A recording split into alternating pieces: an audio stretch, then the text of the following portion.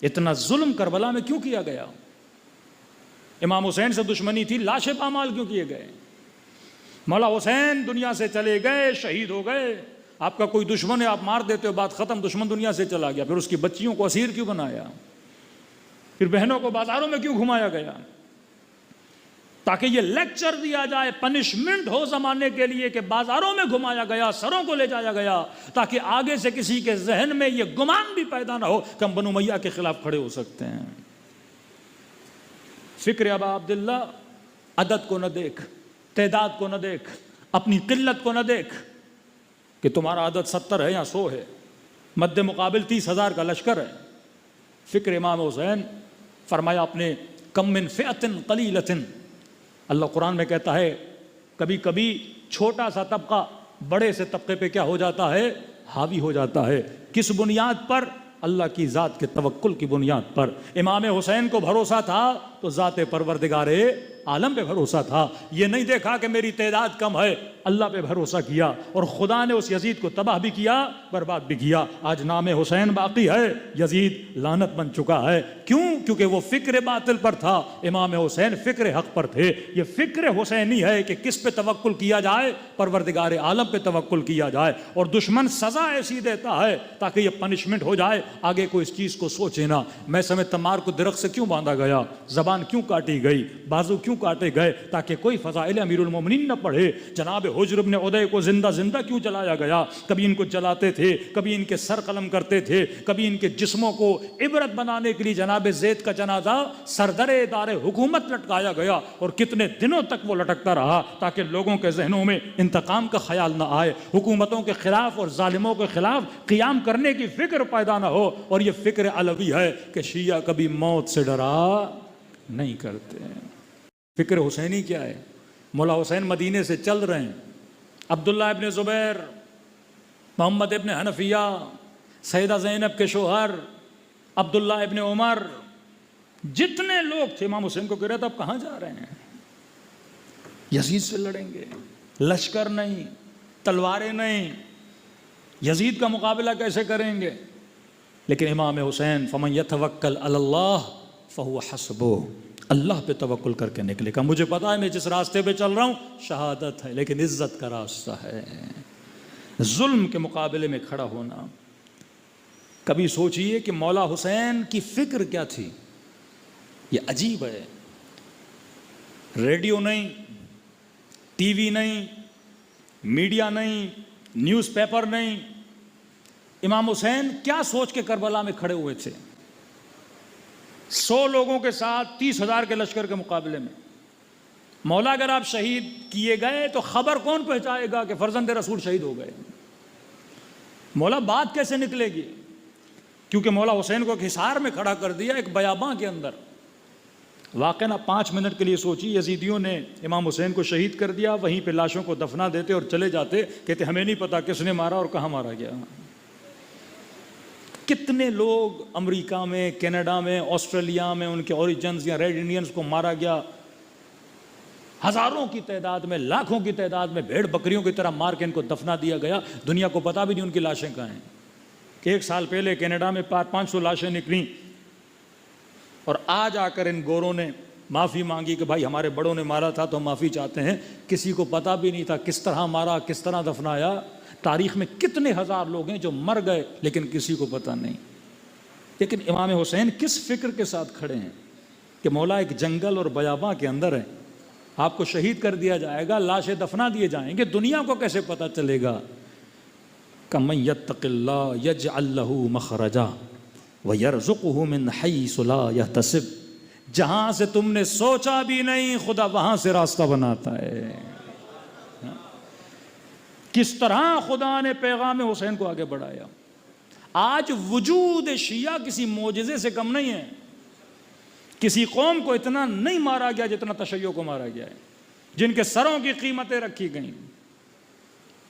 آج ترکیہ میں اور شام میں یہ علوی فرقہ جو آپ سنتے ہیں، ان کو کہتے ہیں ایتام آل محمد، یتیمان آل محمد۔ پوچھو گے کتنے اماموں کو مانتے ہیں؟ علوی کہتے ہیں 12 امام۔ اماموں کے نام بتاؤ، 2 اماموں کے نام ان کو آتے ہیں، ایک امام حسین، ایک امام علی بن ابی طالب۔ شراب بھی پیتے ہیں، ہر گناہ کرتے ہیں، سب کچھ ان کو پتہ نہیں۔ یہ اسی زمانے میں کچھ پہاڑوں میں بھاگ گئے, کچھ کہاں چلے گئے, اس قدر ان پہ ظلم ہوا, آج ان کو پتہ بھی نہیں کہ ہماری اصلیت کیا ہے, ہماری حقانیت کیا ہے. جن کے سروں کی قیمتیں رکھی گئیں, جن کو اس قدر قتل کر دیا گیا, اور آج کے زمانے میں اقلیت میں آپ ہو, لیکن دنیا فخر سے بولتی ہے کہ واقعاً اگر ظالم کے مقابلے میں کسی کے اندر جرت سر اٹھانے کی, وہ علی بن ابی طالب کے چاہنے والے ہیں. ایک اسٹریٹجک پالیسی اسرائیل نے بنائی کہ میں ناقابل تسخیر ہوں, مجھے کوئی نہیں مار سکتا. 40,000 لوگوں کو مارنا مذاق نہیں ہے, لیکن کسی میں جرت نہیں, کیونکہ سب کے ذہنوں میں ایک فکر بٹھا دی گئی کہ تم اس طاغوت کے مقابلے میں کھڑے نہیں ہو سکتے, تم کمزور ہو. دولت, پیٹرول, پیسہ, کنگڈم, سب کچھ ہے مسلمانوں کے پاس, لیکن فکر بٹھا دی گئی تم اس کا مقابلہ. سیم وہ فکر بٹھا دی گئی کہ یزید کے مقابلے میں کوئی کھڑا نہیں ہو سکتا. امام حسین نے اس فکر کو توڑا کہ 70 ہو یا 20 ہو یا 25 ہو, ظلم کے مقابلے میں کھڑا ہونا, جرت کا مظاہرہ کرنا اور خود کو رول ماڈل بنانا دنیا کے لیے. امام حسین کے بعد کتنے قیام ہوئے غسارات اور حسین کے نام سے, امام حسین ایک خط و نشان دے رہے ہیں. امریکہ کو کیا بولا جاتا ہے؟ سپر. مطلب آپ کے بچے کو پتا ہے, فکر ہے نا. یہ آج چھٹی کا بچہ, چوتھی کلاس میں بچہ, اس سے پوچھئے کہ امریکہ کو سپر پاور. سپر پاور کی ٹرانسلیشن سب سے زیادہ پاور. بیٹا پاکستان کیا ہے؟ ابھی ایٹم بم ہے پر سپر پاور نہیں. فوجیں ہیں, لا الہ الا اللہ پڑھنے والے ہیں, نعرے تکبیر لگانے والے ہیں, سپر پاور تو ہم نہیں. کون ہے؟ ابا صاحب امریکہ. اب جب زبان سے خود ہی بول دیا سپر پاور, تو کبھی سوچے گا سپر پاور کے مقابلے میں آنے کا. لیکن سر پہ امامہ رکھ کر 80 سال کا بزرگ نام سید علی خامنئی اپنی جوتیوں کے تلے سپر پاور کو رونگ کے بولتے ہیں کہ میں حسین کا ماننے والا ہوں, میرے لیے کوئی سپر پاور نہیں ہے. یہ فکر حسینی ہے کہ کوئی بڑا نہیں ہے کہ بولے, متکبر بنے, مغرور بنے, کہ جو چاہے کرے. کہ آؤ ٹیبل پہ بیٹھو, میرے ساتھ بات کرو, بات کرنے کا طریقہ یہ بھی کرو, یہ بھی کرو, یہ بھی کرو, یہ بھی کرو, پھر ہم تمہارے سینکشن ہٹائیں گے. تو بھائی تم ہوتے کون ہو سینکشن لگانے والے؟ تم ہوتے کون ہو میری نسلوں کو بتانے والے کہ میرا طرز زندگی کیسے ہوگا؟ یہ کبھی آپ دیکھتے ہیں نا کہ پنجاب کی وزیر اعلیٰ صاحبہ خواتین میں موٹر بائکس بانٹتی ہیں, اتنی سخاوت, اور وہ بھی موٹر بائک دینا. وہ دینا ہے خواتین کو, کوئی اسکول بنا کے دے دو, 4 گھر ان کو دے دو, 5 پلاٹ ان کو دے دو, نہیں دینی ہے بائک. کہ ہم عورتوں کو آزاد کر رہے ہیں. بائک کے پیسے کس نے دیے؟ کہ یو ایس ایڈ کے ذریعے سے پیسے آتے ہیں, بجٹ منظور ہوتا ہے. جب ٹرمپ الیکشن جیتا تو ایلن مسک اس کے ساتھ کھڑا تھا. آپ تقریر ذرا سن لیں. 500 ملین ڈالرز ایلن مسک نے انویسٹ کیے افریقن کنٹریز میں. For what? To promote LGBT. اتنا سخی ہو گیا Elon Musk, $500 million African country جن کے پاس کھانے کے لیے پیسہ نہیں, کا یہ پیسہ ہم دے رہے, وہاں پہ NGOs بنے, کس کو پروموٹ کیا جائے. اب شاید نئے بچوں کو پتہ نہیں LGBT, مثلا مرد سے شادی کرے, عورت سے شادی کرے, ٹرانسجینڈر بنا دیے جائیں, پوری نسلوں کی فطرت کو کیا کیا جائے, بگاڑا جائے. آپ کے ملکوں میں بجٹ لائے جاتے ہیں یو ایس ایڈ کے ذریعے سے. ایک معاشرہ جس کے اندر حیا, جس کے اندر غیرت. اب 10 مولویوں سے اور مفتیوں سے پوچھیں گے مولانا بائک چلانا شرعاً حلال ہے حرام ہے؟ کل میں بتا چکا کہ شریعت منیمم بتاتی ہے, اخلاق میکسیمم بتاتا ہے. اسلام میں ہے کہ عورت اپنے محرم کے ساتھ باہر نکلے, بچی بھی رہے گی, محفوظ بھی رہے گی. اب کسی کا محرم نہیں ہے وہ ایک الگ بات ہے, لیکن اصول کلی اب 100 خواتین سب 95 کے محرم ہوں گے, کوئی 5 ایسا کیس ہوگا یونیک کیسز, وہ اصول کلی نہیں ہوتا کہ سب پہ حاکم ہو جائے. اب ہمارا معاشرہ پاکستان یا انڈیا کئی بے حیائیوں سے بچا ایک چیز کی وجہ سے، اور اس کا نام ہے لباس۔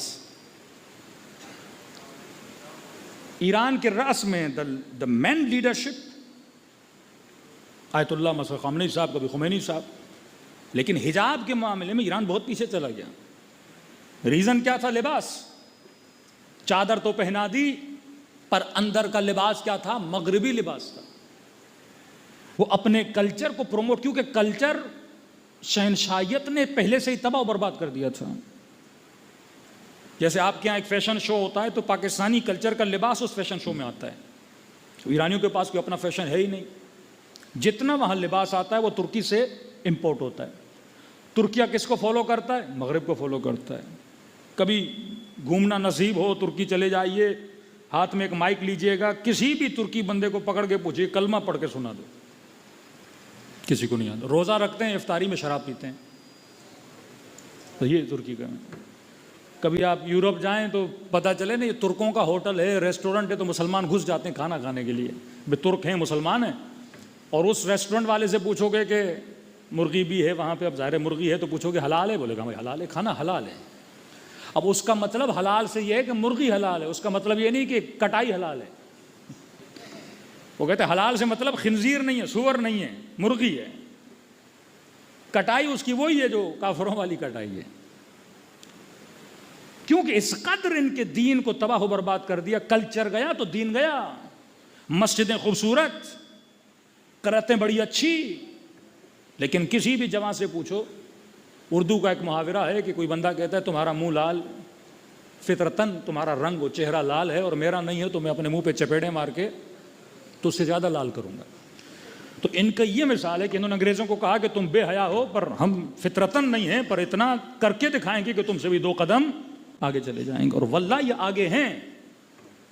اب وہ پورا کلچر امپورٹ ہوا، ان کا لباس امپورٹ ہوا، اوپر سے تو چادر، لیکن انٹرنل کلچر کیا تھا؟ مغربی کلچر۔ آپ کا معاشرہ بچا کس چیز کی وجہ سے؟ کیونکہ ہندوؤں کے مذہب میں حیا ہے، وہ جن کو آپ سنسکار بولتے ہیں، بڑوں کا ادب، ماں کا ادب، بیوی کے لیے بولا گیا وہی جو شوہر مجازی خدا ہے، مختلف مثالیں مختلف دی جاتی ہیں۔ کبھی آپ نے انڈیا پاکستان میں نہیں دیکھا ہوگا کہ خاتون جب موٹر بائک پہ بیٹھتی ہے، پاکستان میں بیٹھنے کا انداز ہی الگ ہے، کیونکہ اس کلچر میں کیا تھا؟ حیا تھا۔ اب اگر کلچر میں کوئی چیز ہے تو اسے کیا بولا جاتا ہے؟ ٹیبو۔ اب اس ٹیبو کا کیا کرو؟ مقابلہ کرو۔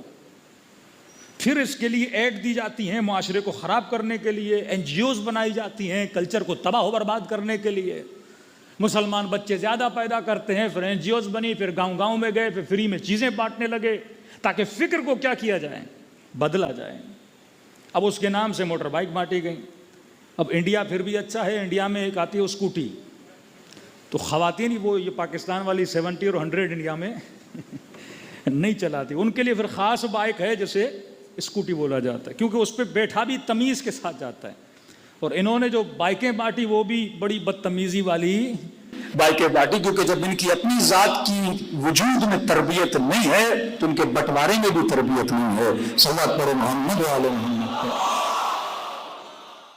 اسرائیل نے ایک فکر بنائی کہ میں ناقابل تسخیر ہوں، اس فکر کو توڑا اہل بیت کے چاہنے والوں نے۔ ایران تو ایک منظم ملک ہے، 40 سال ہو گئے بھائی۔ یمن کل آزاد ہوا، پاؤں میں پھٹے ہوئے جوتے، سوویت یونین کے زمانے کی کلیشنکوفیں۔ جان کیری امریکہ کا فورن منسٹر کسی عرب ملک کے فورن منسٹر کو بلا کے کہتا ہے تمہیں شرم نہیں آتی؟ ہم نے تجھے $2 ملین کی ٹینکیں دی اور یہ پھٹی ہوئی جوتیاں پہنے ہوئے، سوکھا سا جسم، چھوٹے سے قد، ایک کلیشنکوف لے کر آتے ہیں اور تمہارے فوجیوں کو اتار کے ٹینکیں لے کر چلے جاتے ہیں۔ تو اسے کیا پتا، تم انہیں ٹینکیں تو دے سکتے ہو لیکن ان کے فوجیوں کے اندر شجاعت علوی نہیں بھر سکتے۔